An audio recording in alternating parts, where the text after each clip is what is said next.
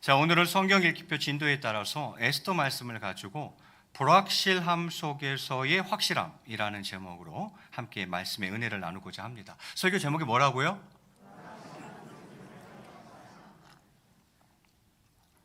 불확실하다는 거죠. 우리가 사는 삶이 불확실하다는 거죠. 그런데 그 속에서도 확실한 것 한 가지가 있다라는 거죠. 그것이 무엇인지 오늘 에스더서를 통해서 같이 살펴보려고 합니다.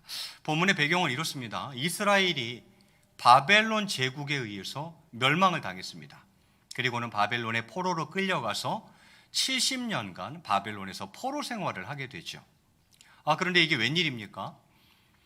바사 제국이 등장해서, 바사는 세계사에서 페르시아라고 나와요.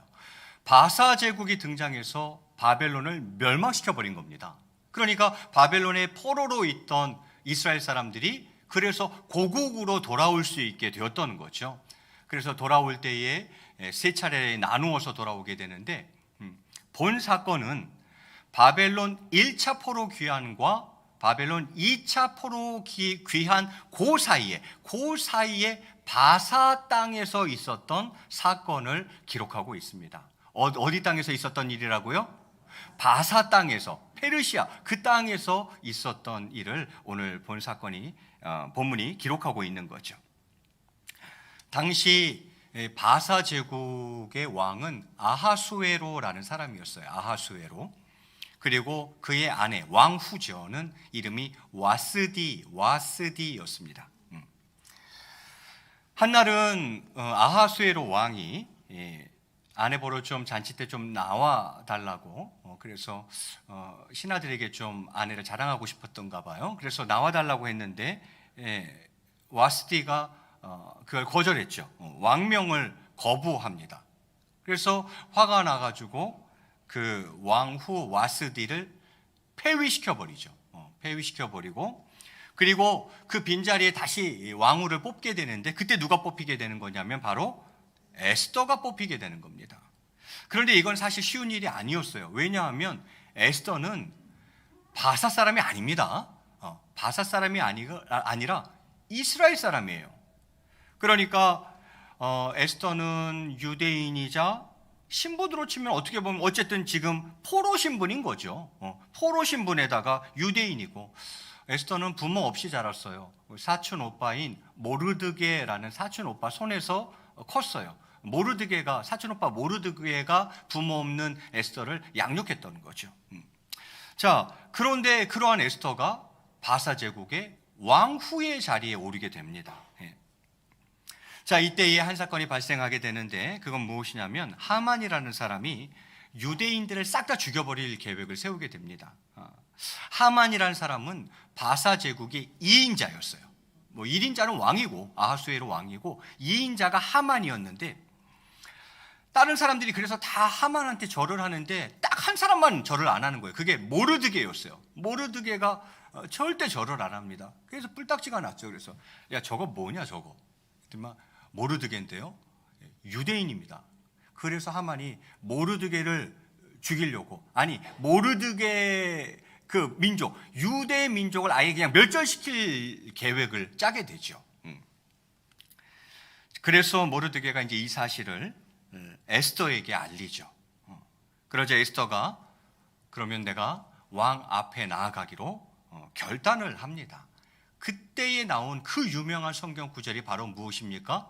죽으면 죽으리이다. 내가 죽기를 각오하고 왕 앞에 나가서 고하겠다라고 이야기하는 것이죠.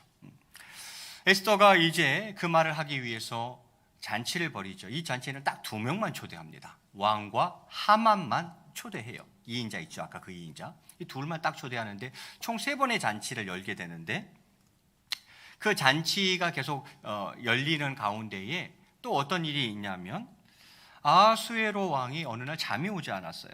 잠이 잘 안 오는 거예요. 그래서 신하들에게 야, 저 궁중일기 좀 한번 가져와 봐라. 궁중일기나 읽어봐야겠다. 궁중일기 좀 갖고 와봐라. 그걸 읽다가 전에 그 모르드게로 말미암아 암살을 면하게 되었던 것을 기억하게 됩니다. 이게 신하 중에 몇몇이 왕을 암살할 계획을 짰는데 그걸 모르드게가 어떻게 알게 됐어요. 그 음모를 알게 된 거죠. 그래서 그걸 왕한테 고해가지고 그 음모를 꾸몄던 사람들이 다 죽었죠. 그 궁중일기를 펴서 읽다가 보니까 크게 적혀 있는 걸 본 거죠. 그래서 왕이 묻습니다. 야, 그때 내가 모르드게한테 포상을 했던가? 포상을 하지 못하는 것을 알게 되고, 그래서 하만으로 하여금, 바사 제국의 제2인자인 하만으로 하여금 모르드게를 치하하도록 그렇게 명령을 내립니다. 하만 입장에서는 뭐예요? 환장하는 거죠. 왜요? 나는 지금 사실 이 모르드게를 죽이려고, 아니 모르드게뿐만이 아니라 이 유대인 전체를 멸절시킬 계획을 짜고 있는데 왕이 네가 가서 모르드게 좀 높여줘, 그렇게 한 거죠. 왕이 시키니 안 할 수도 없고, 어쩔 수 없이 하만이 가서 치욕스럽지만 모르드게를 공식적으로 높여주는 그 일을 하만이 하게 됩니다. 자, 잔치가 계속 진행되는 가운데에 에스더가 기계를 발휘하여서 정말 에스더의 그 기계로 하만은 모르드게를 죽이려고, 모르드게를 달려고 높이 50규빗이나 되는 나무를 만들었는데 오히려 거기에 본인이 달리게 됩니다. 이게 에스더가 기계를 발휘한 거죠. 여러분 50규빗이면요, 한 규빗은 알잖아요. 여기 팔꿈치부터 요 손끝까지 요 길이를 한 규빗이라 그래요. 보통 45에서 50cm 정도 되죠. 그럼 50규빗이면 얼마입니까? 25m예요. 모르드게 요거 봐라, 내가 요거 반드시 죽여서 달 거야. 그래가지고 나무를 미리 다 만들어놨어요. 25m짜리 나무를. 거기다가 모르드게 달려고, 모든 사람이 다 거기에 달려고. 거기에 누가 달리게 됩니까? 하만 지가 달리게 되는 거죠. 이렇게 해서 이제 유대인들이 살 수 있는 길이 열리게 된 거죠. 사실은 하만이 왕을 꼬드겨가지고 어떤 조서를 내리게 했냐면 유대인 멸절 조서를 내리게 만들었거든요. 그래서 유대인 멸절 조서를 철회하게 하고, 그리고는 역으로 유대인들이 그들의 대적들을 진멸할 수 있는 조서를 왕이 내리게 됩니다. 유대인들을 옆에서 엄청 괴롭히는 사람들 많았거든요. 그 대적들을 유대인들이 진멸해도 된다라는 이 조서를 왕이 어인을 찍어서 조서를 전국 방방곡곡에 내리게 되죠. 그래서 그때 유대인들의 대적들이 7만 5천 명이 도륙을 당합니다. 7만 5천 명이 죽었어요, 그때. 유대인 괴롭혔던 사람들. 이러면서 생긴 절기가 불임절이라는 절기가 이렇게 해서 생기게 된 겁니다. 그럼 그 후는 어떻게 됐는가? 모르드게는 바사 제국의 제2인자 자리에 오르게 되고 그 후에 백성들로부터 높임을 받게 되죠. 이게 에스더 전체 내용을 간단하게 제가 요약한 겁니다. 본서의 교훈이 뭘까? 에스더서는 지금으로부터 약 2500년 전, 그것도 바사 땅 수산궁, 궁궐이 여러 개 있었거든요. 봄, 여름, 가을, 겨울 지내는 궁이 다 달랐어요.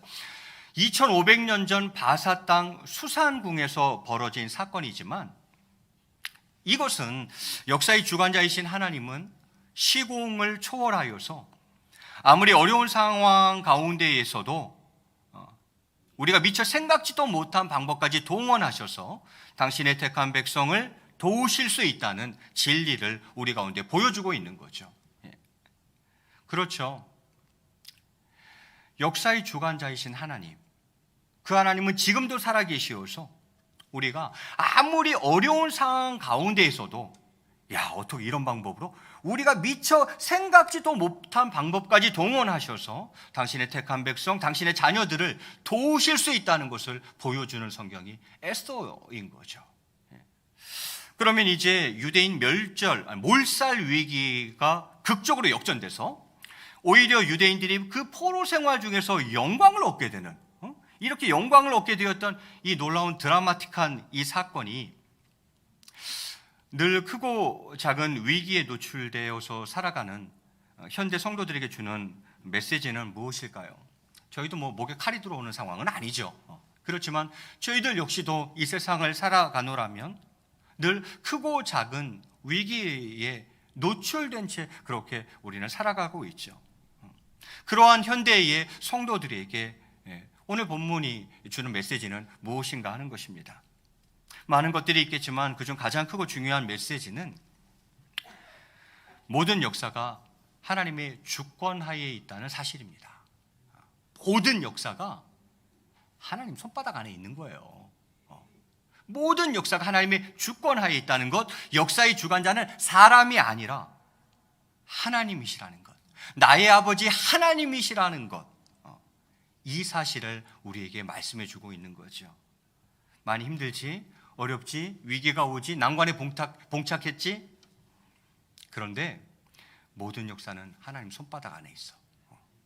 모든 역사는 하나님의 주권 하에 있고, 역사의 주관자 사람 아니야. 바사 제국 아니야. 아수에로 왕 역사의 주관자 아니야. 하만 아니야. 역사의 주관자는 하나님이셔. 그 하나님 내 아버지라는 거죠. 그러므로 어떠한 난관에 부딪힌다 할지라도 이 사실을 명심해야 된다는 것입니다. 이걸 놓쳐버리면 안 돼요. 이걸 기억해야 된다는 거예요. 에스더서는 사실 저희에게 참으로 많은 교훈을 줍니다. 예를 들면 하나님께서는 선행을 반드시 기억하신다라는 거죠. 하나님은 선행을 반드시 기억하신다. 모르드게가 왕에 대한 암살 음모를 적발하고도 당장은 사실 아무런 포상을 받지 못했죠. 그러나 그것이 오히려 이 일이 후에 모르드게의 목숨을 구하는 더 큰 영예가 되었습니다. 이처럼 성도의 삶에 있어서도 선행은 당장은 아무런 효과를 거두지 못하고 오히려 비웃음조차 될 수 있으나 하나님께서는 이를 잊지 않으시고 절대 잊지 않는다는 거예요. 작은 선행, 그 작은 선행을 절대 잊지 않으시고 반드시 보상하신다는 것을 우리는 기억해야 합니다. 그래서 신약에서 예수님께서 이렇게 말씀하신 적이 있어요. 마태복음 10장 42절에 보면 이렇게 되어 있습니다. 제가 봉독해 올리겠습니다. 또 누구든지 제자의 이름으로 이 작은 자 중 하나에게, 작은 자예요. 별 볼 일 없는 이 작은 자 하나에게 뭐를요? 그저 그냥 조그만 냉수 한 그릇이라도 주는 자는 어떻게 된다고요? 내가 진실로 너희에게 이르노니 그 사람이 결단코 상을 잃지 아니하리라. 상을 잃지 않을 것이다. 사실 별거 아니었거든요. 작은 자 중에 하나일 뿐이에요. 그것도 엄청난 융숭한 대접을 한 것도 아니야. 그냥 냉수 한 그릇 대접했을 뿐이야. 그런데 주님은 뭐라고 이야기해서 내가 진실로 너희에게 이르노니 그 사람이 결단코 상을 잃지 아니하리라 말씀하시는 거죠. 여러분, 불쌍하고 좀 안 돼 보이는 사람이 있습니까? 여러분에게 작은 도움을 청하는 사람이 있습니까? 그게 여러분에게는 누구인 것 같으십니까? 우리 주변에 힘들고 어려운 사람들이 많이 있어요. 어떻게 보면 참 안 됐고 좀 안 돼 보이고 또 불쌍하고 또 노골적으로 도와달라고 말은 안 하겠죠. 그러나 도와줘야 될 것 같은 어려움에 처해 있는 이들이 많이 있습니다. 그것이 여러분에게 누구입니까? 그 도움을 거절하지 마시기 바랍니다. 거절하지 마시기 바랍니다. 그냥 작은 자일 수 있겠죠. 그저 내가 도와주는 게 그저 냉수 한 그릇 정도밖에는 솔직히 안 되는 것이겠죠. 그러나 작은 선행이라 할지라도 그것이 언젠가 반드시 빛을 발할 날이 온다는 것입니다. 그러므로 작은 선행에 힘쓰는 저와 여러분 되시기 바랍니다. 또 어떤 교훈들이 있습니까? 참 교훈이 많은데 에스더를 보고 또 모르드게 보면서 신앙의 절개를 지켜야 한다라는 거예요. 신앙의 절개를 딱 지켜야 된다는 거죠. 하만에 대한 신적 경배를 거절했던 모르드게가 죽음의 위기를 맞게 된 것처럼 하나님만을 섬기며 세상과 타협하지 않는 성도는 세상으로부터 큰 위협을 당할 수 있습니다. 모르드게가 절대 하만한테 절 안 하는 거예요. 인사를 안 했다는 게 아니에요. 인사해야 했죠. 굿모닝 인사했겠죠. 그런데 여기서 말하는 것은 어떤 신적 경배를 말하는 거예요. 하만 지가 신이라는 거야. 자기가 신 같은 존재라는 거야. 나한테 신적 경배를 드리라는 거야. 그런데 모르드게는 안 하는 거지. 왜? 나는 하나님 외에는 그렇게 경배는 안 한다는 거죠. 인사야 하죠. 그런데 신적 경배를 할 수는 없다는 거죠. 그래서 모르드게가 안 했던 거예요. 그래서 죽음의 위기를 맞는 것 아닙니까? 마찬가지로 하나님만을 섬기며 세상과 타협하지 않는 성도는 세상으로부터 큰 위협을 당할 수 있습니다.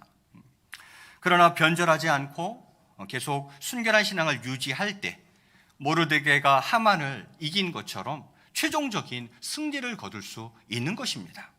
그래서 사도 바울은 로마서 8장 18절에서 이렇게 이야기했습니다. 제가 한번 봉독해 올리겠습니다. 생각하건대 현재의 고난은 장차 우리에게 나타날 영광과 비교할 수 없다 이렇게 이야기를 합니다. 지금 고난 당하고 있지, 좀 어렵지? 너 예수님 믿는 것 때문에, 신앙생활하는 것 때문에 말씀대로 믿음대로 살려고 하니까 엄청 고난 오지? 괜찮아. 현재의 고난은 장차 네가 받을 영광에 비하면 이건 개뿔 아무것도 아니야. 후에 있을 영광에 비하면 지금 네가 겪는 고난은 별거 아니야. 사도 바울이 그렇게 이야기하고 있는 거죠. 신앙 때문에 또 예수님 믿는 것 때문에 내가 교회 다니는 교인이라는 것 때문에 여러분 어떠십니까? 지금 당장에 그것 때문에 지금 당장의 불편함을 피하기 위해서 신앙을 굽히는 것이 아니라 후에 받을 영광을 위해서 부러지면 부러졌지 굽지 않는 신앙의 절개를 지켜나가시기를 바랍니다. 이게 중요한 것 같아요. 내가 교인이라는 것 때문에 사실은 좀 피하고 싶죠. 당장의 불편함이 있거든요. 그래서 그걸 피하기 위해서 내 신앙을 이렇게 굽는 거죠. 슬쩍 굽는 거죠. 그것이 아니라 어렵지만 후에 받을 영광을 위해서 내가 신앙의 절개를 지키리라. 그러다가 그냥 부러지면 부러질지언정 내가 신앙을 굽지는 않으리라 하는 신앙의 절개를 지켜나갈 줄 알아야 된다는 거죠. 누가 나중에 승리한다고요? 하만이 승리한다고요? 아니요. 모르드게가 승리합니다. 최후에 주어질 승리와 영광을 바라보며 신앙의 절개를 지켜나가는 저와 여러분 되시기 바랍니다. 또 어떤 교훈이 있을까요? 위기 시에는 더 간절히 기도해야 한다라는 것입니다. 위기가 닥쳐서 그러면 더 간절히 기도해야 된다는 거죠. 오늘 본문을 보면 저희가 함께 읽은 그 본문 말이죠. 본문을 보면 큰 위기 앞에서 유대인들 싹 다 죽게 생겼어. 내일이면 그냥 유대인들 싹 다 죽게 생긴 거죠.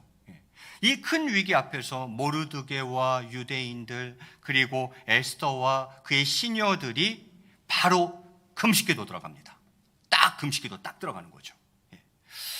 위기에 처한 그들이 먼저 크게 애통하며 금식기도 했던 것처럼 위기를 맞자 바로 그냥 금식기도 들어가는 거예요. 그것처럼 성도 역시 어려운 문제를 먼저 하나님께 가지고 나와야 하는 것입니다. 여러분 우리의 믿음의 선배들은 다 그렇게 했어요. 정말 우리 믿음의 선진들은 다 그렇게 했어요. 뭐 평소에도 열심히 기도했지만 이거 위기다? 그러면 바로 딱 들어가는 거예요. 기도 바로 딱 들어가는 거예요. 간절한 기도 들어가는 거죠. 필요하다면 금식하며 기도했다 이 말이죠.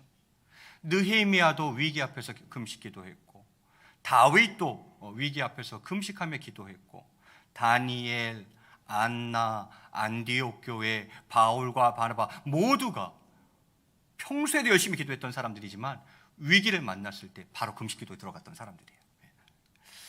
평시에도 기도는 너무너무 필요하지만 위기 시에는 더 간절한 기도가 필요함을 꼭 기억하고 기도에 늘 힘쓰는 저와 여러분 되시기 바랍니다.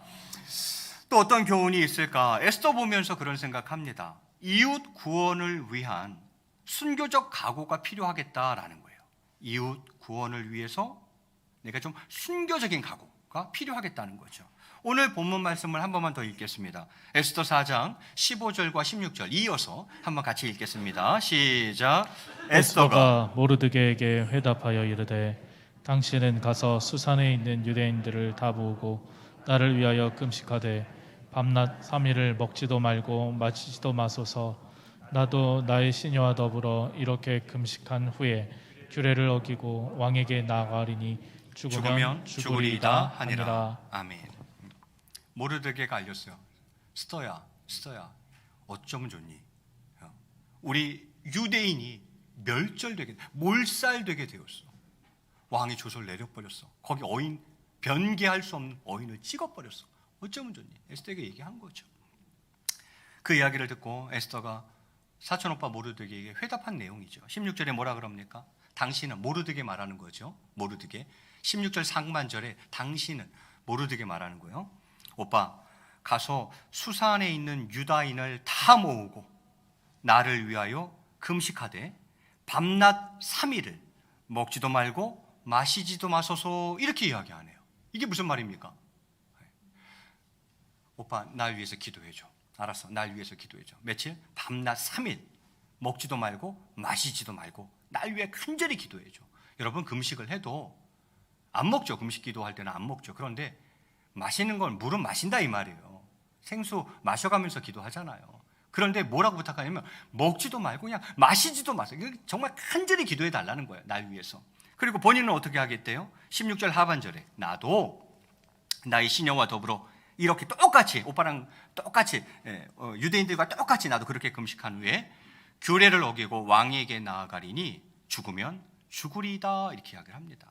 규례를 어기고 왕에게 나아가겠다. 이게 무슨 말이냐면 그 당시 바사 제국의 왕궁 규율은 뭐냐면 왕이 부르지 않았는데 자기 임의대로 왕 앞에 나아갔다? 그러면 죽입니다. 왜냐하면 그 당시에는 워낙 암살이 많았기 때문에 함부로 왕 앞에 갈 수가 없었어요. 그래서 규례가 딱 그렇게 되어 있어요. 왕이 불러서 가는 건 괜찮아.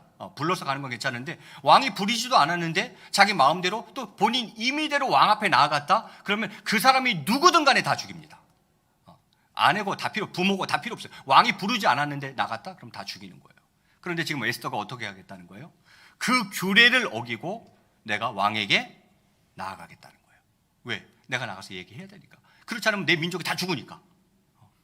그래서 고백하는 거예요. 죽으면 죽겠습니다. 이렇게 이야기하는 거죠.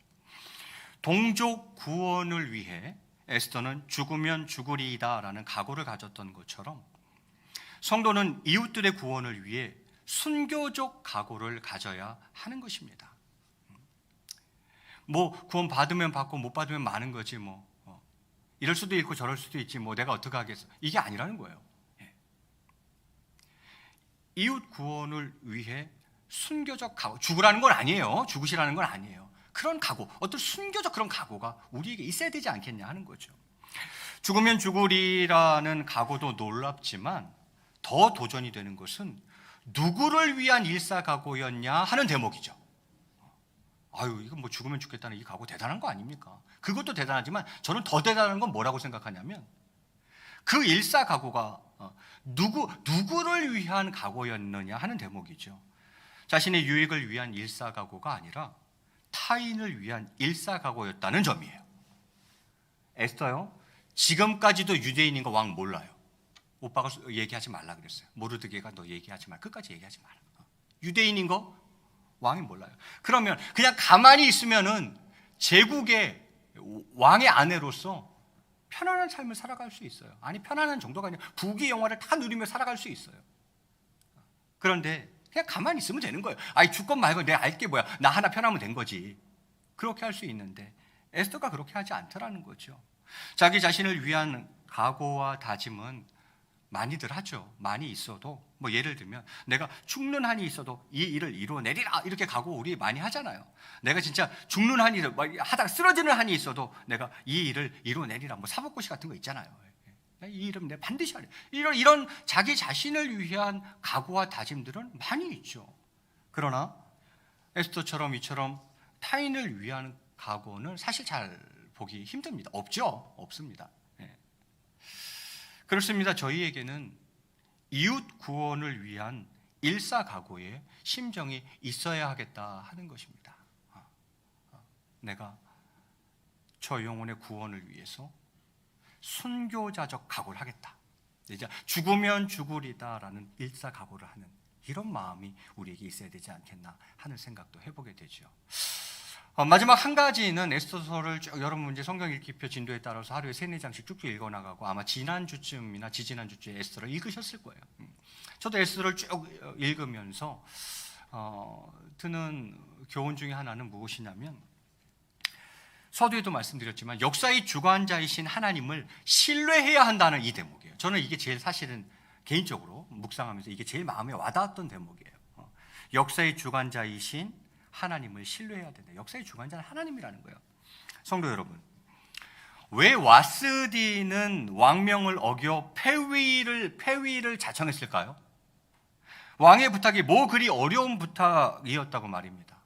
왕이 잔치하다가 흥에 겨워서 아내 좀 자랑하고 싶었던 거예요. 그래서 좀 와줄 수 있겠냐 그랬더니 나 안 가. 딱 이렇게 한 거예요. 여기서 마음이 확 상한 거죠. 그래서 신하들과 상의해서 폐위시켜 버렸어요.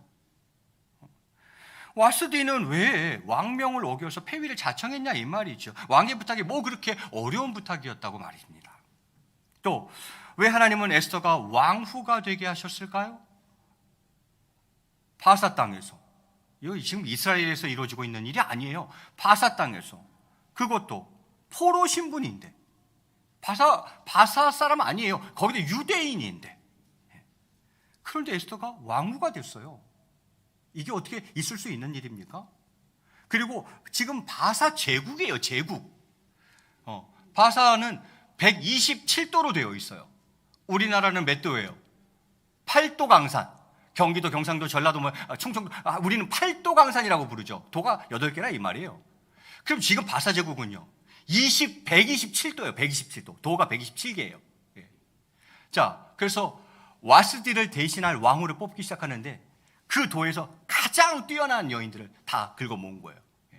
그리고 그 중에서 또 선발하고 또 선발하고 또 선발해서 최종으로 왕의 아내로 간택된 여인이 에스더입니다. 이 경쟁률 어떻게 할까요? 이 경쟁률. 미스 코리아가 아니에요. 미스 코리아가 아니라 미스 바사로 딱 진이 된 거죠. 사실 미스 바사도 아니에요.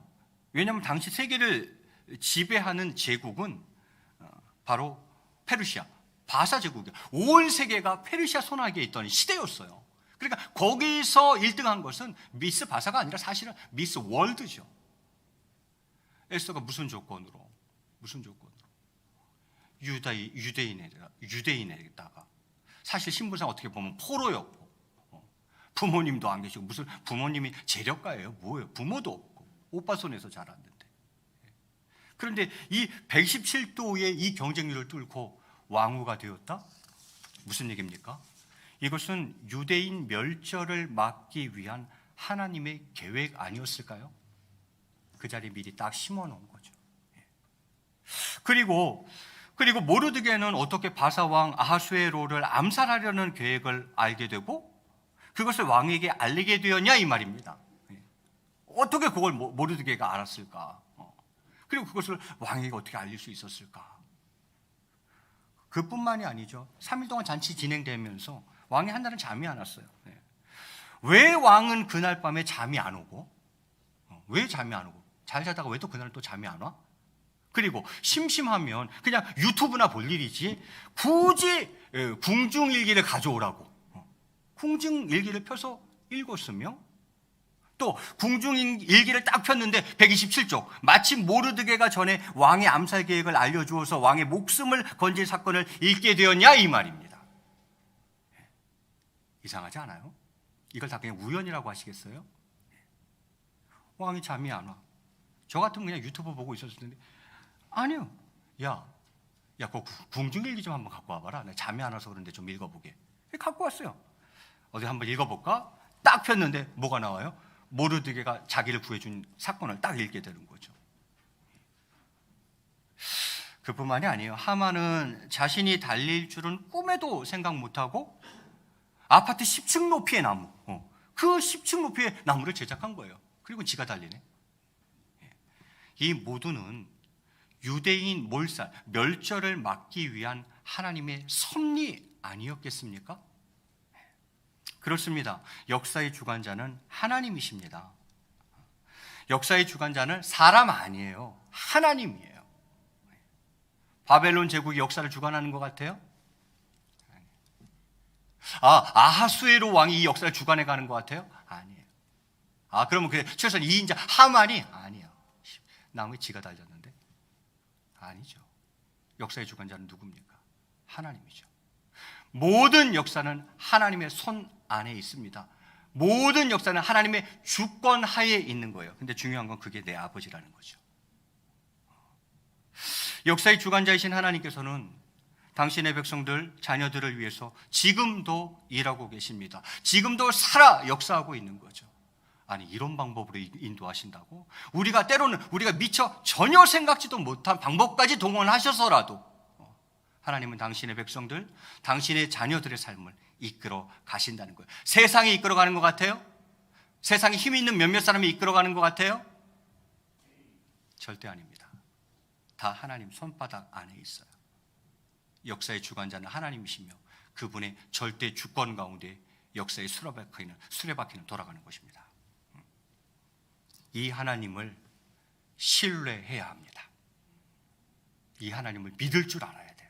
아무리 힘들어도 난관에 봉착했어요? 위기를 만났어요? 이 하나님을 놓치면 안 돼요. 이 하나님 놓쳐버리면 안 돼요.